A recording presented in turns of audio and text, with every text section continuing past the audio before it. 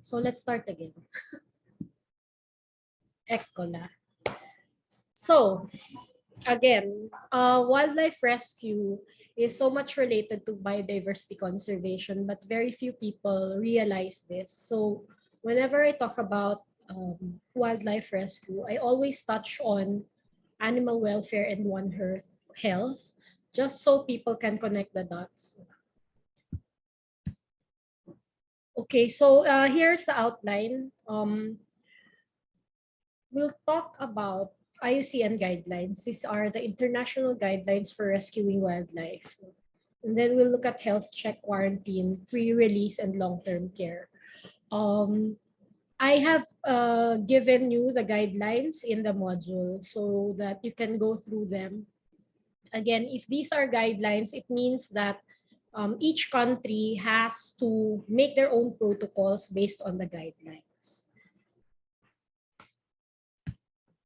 Okay, so when we talk about wildlife rescue, the first thing we always do, and I already discussed this earlier when we talked about management, is species ID. We need to know what the species is. Is specialist identification required? For instance, is a taxonomist available in the organization? If not, then there's a wide range of resources available for us. And also because we maintain our network, then we can ask friends or colleagues regarding species ID. And then next, we need to know what the range is. It's possible that the animal we rescued was out of range. For instance, there are pangolins that were rescued in Batangas, and definitely these animals are out of range because they only occur in Palawan in the Philippines, things like that. So it's really important to know the species, where it came from, and where you got them. After this, we determine the conservation status of the animal. Many animals are, well, in the market, many animals that are endangered are traded illegally. So it's really important to understand or to know if this animal is in the red list or not. And then we do the health checks. So usually species ID and conservation status can go together, because as soon as you know the species, then you'd probably have an idea on the conservation status. After we do the health checks, we ask ourselves, is it fit? Is it healthy? And so if it's not fit or it's not healthy, the next question is, can it recover? If it's fit, if it can't recover, then usually euthanasia is recommended. If it's fit, then we need to transfer it to an appropriate holding facility. For some of you who've been to the rescue center in Calauan, we all know that although it's the holding facility recommended by government, because they are the rescue center of the region, not all their enclosures are fit. And then when there, we need to find out if the animals are fit to survive. This means that we need to answer questions like, is the animal taken from its habitat? How long has it been in captivity? Because there are times when the animal cannot be released back if the animal has been in captivity since birth, for instance, or since it was little. A good example are macaques that have been taken from their homes, raised by people alone. And these are not good candidates for release in the wild. And then we ask, why was the animal confiscated? Many animals are confiscated because they were a part of the illegal wildlife trade, former pets. So it's really important to know the reasons for confiscation, especially if there are transboundary concerns, no? Like animals that have been confiscated from the wildlife trade chain that came from another country, for instance. There are animals that we confiscate in the Philippines that came from Hong Kong, and they went to Hong Kong through Vietnam, for instance. No? So things like that, it's very important to know why they were confiscated in the first place, so that we can know the next steps for them. Okay, so having said that, I know it's in Filipino we say masalimuot, no? It's a quite complicated decision-making process, no? And it's not straightforward at all. There are politics involved. There are people who have personal agenda as well involved in the decision making. But as veterinarians, our main responsibility, of course, is for the animal. So as soon as we have the animal in our hands, after identification and determining a bit of history or origin, then we do the health check. First, we need to look out for signs of life or death. And then we check the general health and or presence of disease. Bakit una yung life or death? Anyone? Anyone can raise their hand and answer. Why do we need to determine whether it's alive or dead in the first place? Wag sa chat ha, kasi I won't be able to read it. Anyone? Or straightforward naman yung answer. Anyone there?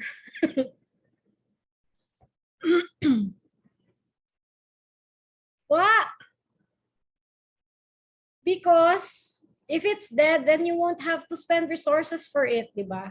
So it's really important to look at signs whether it's dead or alive, no? And if it's dead, then we need to make sure it's been documented that it died, and then do the necropsy. If it's alive, then we need to do the triage, make sure, you know, so that we know the next steps.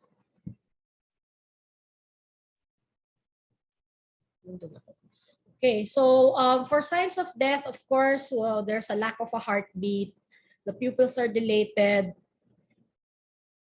towards the end, there's an agonal gasping, of course, no breathing nor reflexes, and the corneas are glazed. I have to note that in the part of no breathing, a lot of turtles, when they're very weak, they have very long, very low rates of breathing, no? Yung breaths per minute is very low. So, and the heartbeats are very hard to hear. So, for turtles, it's quite hard, no, to tell if it's really dead, no, or very weak. So it's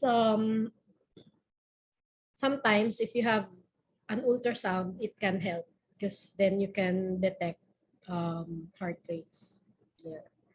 Pag auscultation, it's a bit difficult. And then of course, glazed corneas for animals that have passed on. So what's our first response? Then we make sure that the airway is clear. We ensure that the animal is breathing. If there's bleeding involved, then we control that. We need to reduce stress. And by reducing stress, it means that there are not a lot of people in the room.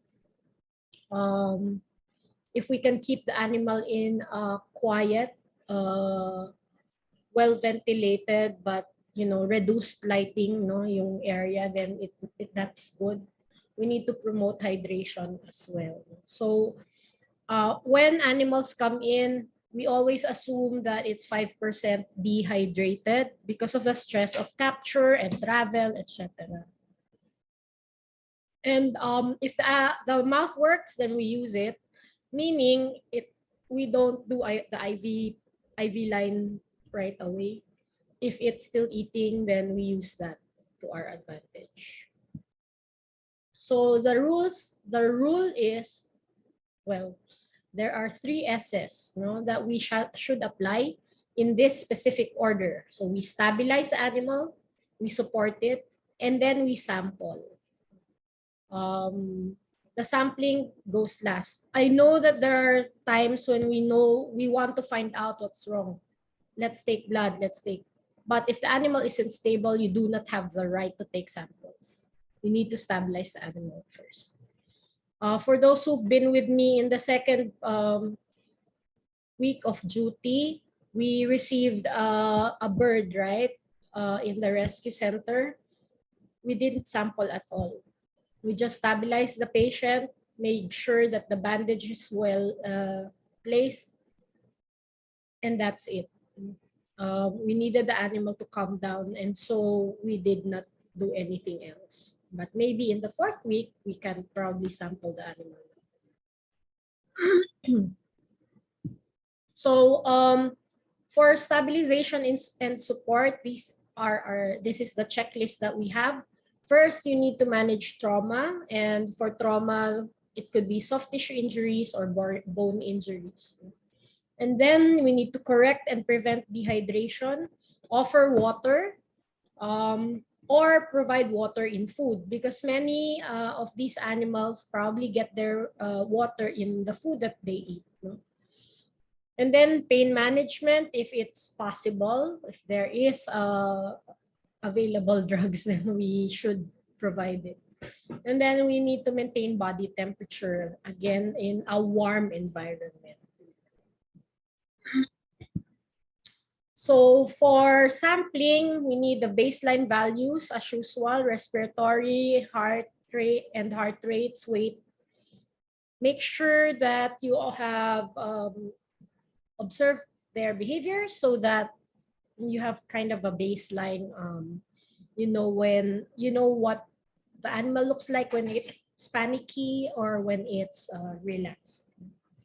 And again, we observe the animal and check the animal systematically from head to foot.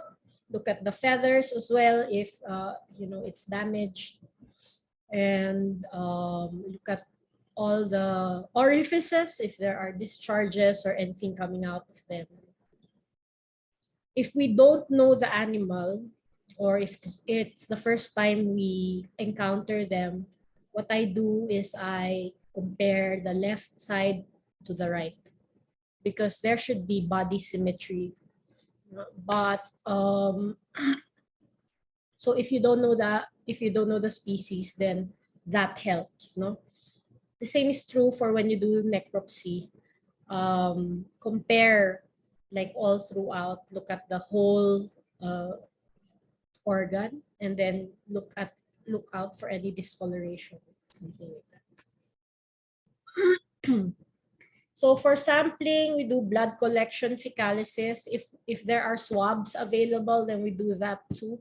We get hair and feathers. And then if there are parasites or nodules, then we collect the parasites, examine the nodules. We can do fecal sample collection and cloacal swabs for all of these things. And then we can do oropharyngeal swabs if the following tests are available. For feather samples, it's really, it's not common to collect them, but it would be nice to have some samples, especially if there is no basis or no database for down feather microanatomy, because it can help in the future for forensics. Feather shafts of primary feathers can be used for sexing if it's available as well. And then, of course, parasites, and then sample for endoparasites before you worm, just so you have an idea. Nung last time namin. Okay, so as soon as you have the animals, then you can quarantine. To count these birds in that cage, equal number lahat yan. So these were birds that were confiscated from an illegal wildlife trader. They came from the back door of the Philippines sa may Jensan, but they were ano yun, confiscated in Manila. So these birds traveled all the way from Indonesia, Mindanao, Visayas, and reached Manila where they were confiscated. So the question now is, if you're gonna hold the animal, what is an appropriate holding facility? And this is the list in the DNR administrative order, no? And they said in the list that it should be located outside the protected area with high confiscation rates and low human population. There should be an access to animal hospitals, but far away from animal farms, large enough to accommodate many confiscations, and the basic facilities, quarantine, ICU, animal enclosures, clinic and lab, and admin office. For those of you who went to Kalawan, you all know that all of these are virtually non-existent. So let us then revise this appropriate holding facility based on what we need or based on what should be. So again, it should be located outside the protected area with access to animal hospitals but far away from animal farms. It should be with a collection plan proportionate to its carrying capacity, meaning we don't just accept animals even if we don't have the capacity to take care of them. Next, these facilities, quarantine area should be properly located. There are places with quarantine areas, but these areas are, let's say, uphill. When the drainage comes down, all the effluent passes through the facility, thereby the possibility of infecting the rest of the animals in the area. Smart. Next, intensive care unit needs to be equipped and responsive dapat yung tao. Like, there are facilities that have hospitals, but they don't move when there's an emergency, unfortunately. And animal enclosures should be appropriate for the animals that are in the collection plan. Clinic and lab should be functional. Meron ka ngang clinic, but you don't have equipment. So, wala rin. What you have is a room with a label that says clinic and nothing else. And then administrative office with qualified staff. May office ka nga, wala namang staff. May ganun. So it's really important to make sure that the facilities that you have actually work, right? And they're not just there with, a room with a label. And then in the end, this is one of the most important things. And notice how this is repeated, no, in this session. This is already a part of the management of animals, but we need to reiterate that record keeping is really important. No? Apart from species information and health information, we need to make sure that there is enclosure information. Notice my label there. It's Animal Welfare Week 2021 because I presented this to BAI. So as for animal management, I always stress that most mortalities in rescue centers and zoos are management related. I cannot stress that enough. It's so sad, but it's the case in the Philippines most of the time.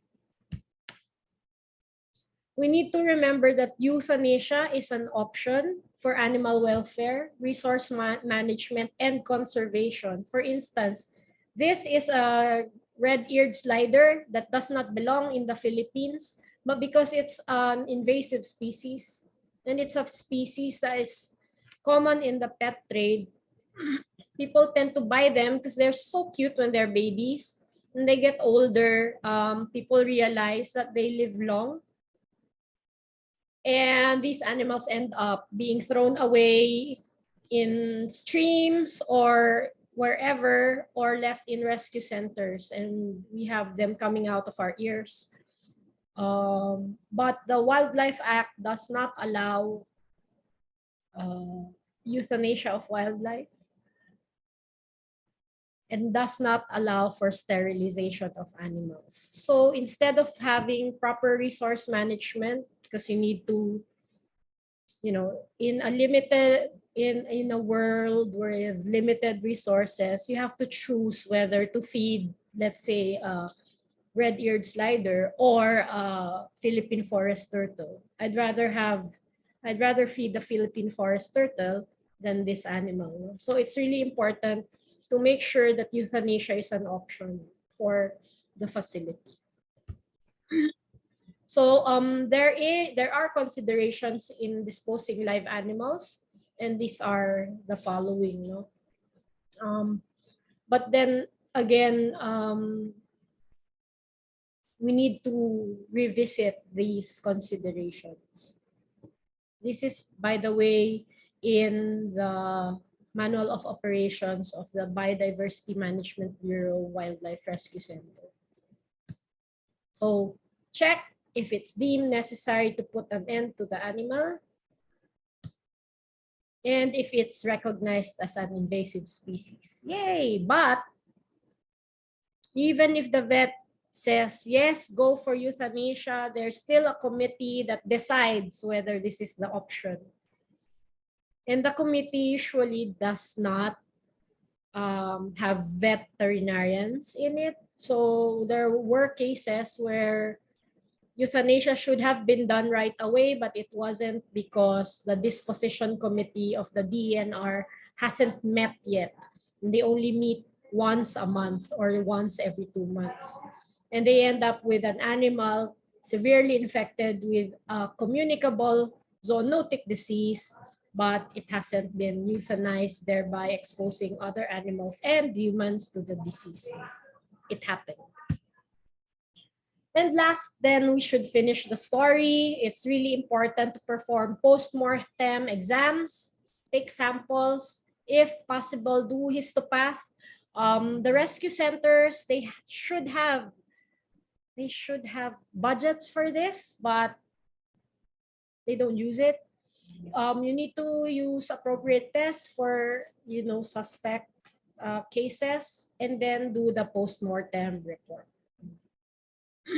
This is a case of Marek's disease in a cattle egret,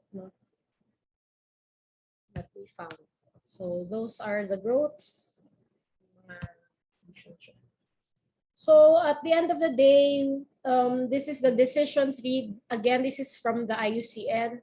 The question is, does the species have a conservation value? If yes, then you ask whether it can be sent back to where it came from, or put back into the wild. And we need to answer truthfully. Should it be released or not? If it can be released, then you need to quarantine until the papers are processed. If not,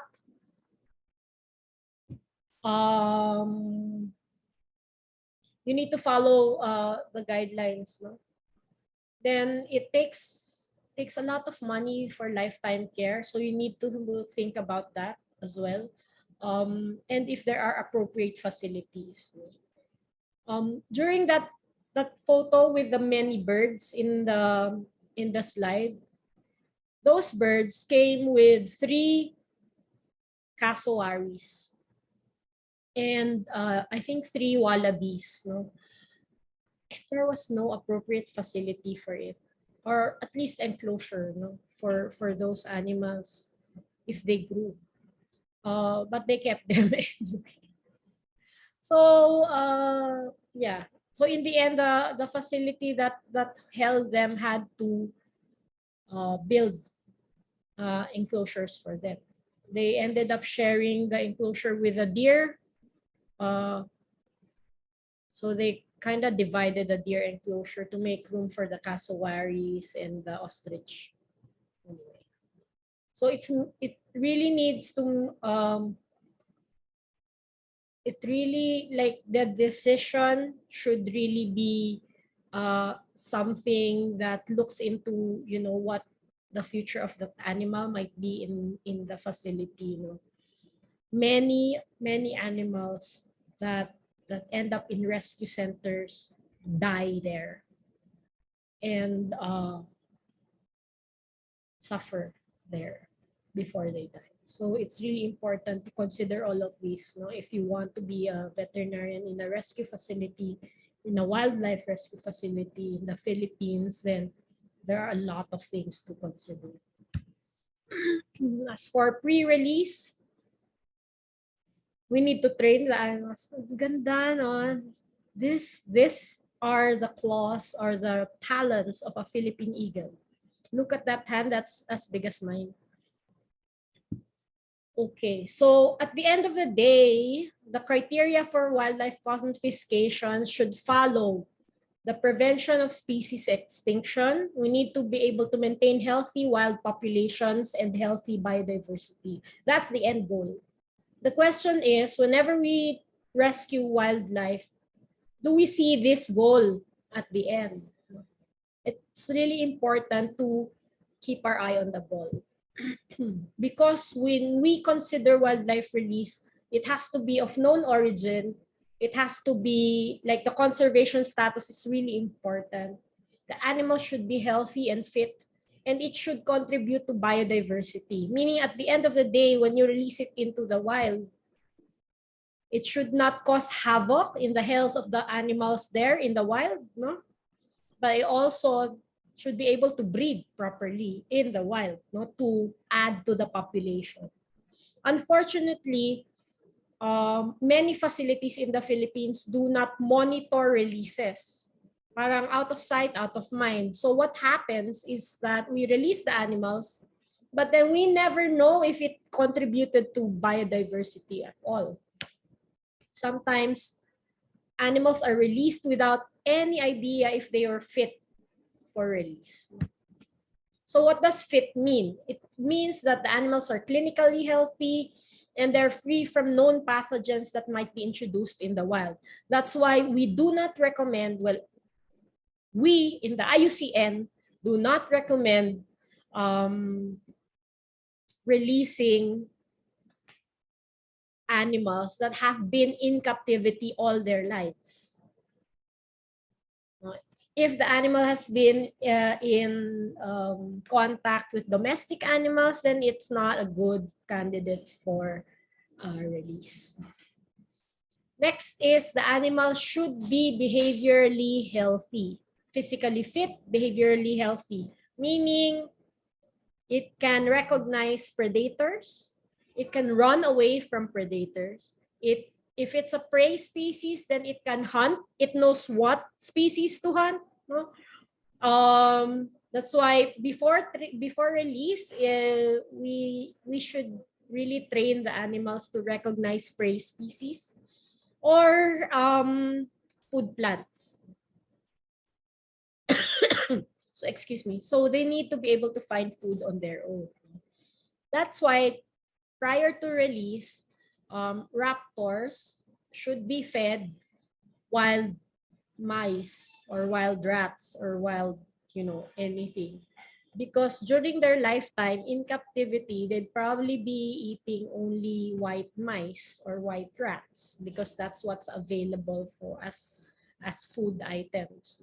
So it's really important to train them to recognize prey species. And then again, fit means that the animal can contribute to biodiversity conservation. Because pathogen pollution is real. And if the animal is not fit or healthy, then you'd probably end up polluting the environment with the pathogens that it has. At the end of the day, many of the animals have to be in long-term care. Oh, these are my babies. They are our first Negros bleeding heart babies. First babies that hatched in captivity. So we need to consider that wildlife sterilization is an option, not just for conservation, but also for animal welfare and resource management. We assess our success using these three goals. No? Have we prevented species extinction? Did we contribute to maintaining healthy wild populations and healthy biodiversity?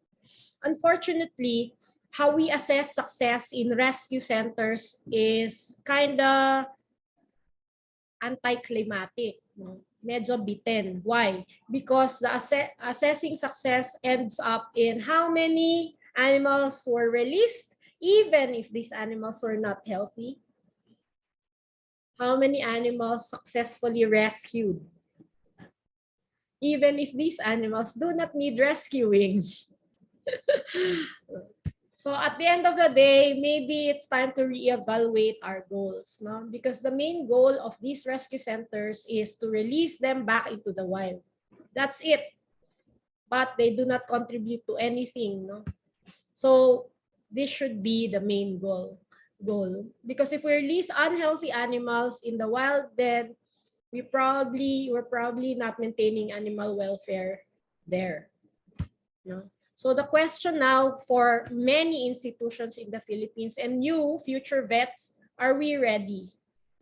Are we ready to be that person, that veterinarian who will promote that goal of maintaining healthy biodiversity, of maintaining healthy wildlife? So at the end of the day, the important thing is to network, communicate, then cooperate among ourselves. Tama na yung turfing na yan. And tama na yung palat sibuyas. If given constructive criticism, wag na po tayo umiyak. Kasi walang magagawa yan. Okay. So salamat. Yan lang yata yun. Okay, yan na yun. Kaloka. Any questions? Questions? Comments? Reactions? Masyado ba akong harsh? No daw, sabi. Bakit, baby? Hindi, Dok, sapat lang. Joke lang. Sapat lang. Medyo harsh ba? Yun. So this week, wala naman tayong masyadong gagawin eh. Ang saya kasi like after this, we'll have 176 and 176 will talk about sharing tayo ng ating mga na-encounter na ethical dilemma. Yeah. Nag-iipon na ako since last week nang ikukwento ko. Ayun, so sana. Kasi like when you're in this field, ang daming darating na gano'n. Yung ethical dilemma, sobra. Especially if you're concerned with conservation. No? Kung if not, like, cool lang. You won't care if your patient is CITES listed and then wala naman palang permit. You really won't care.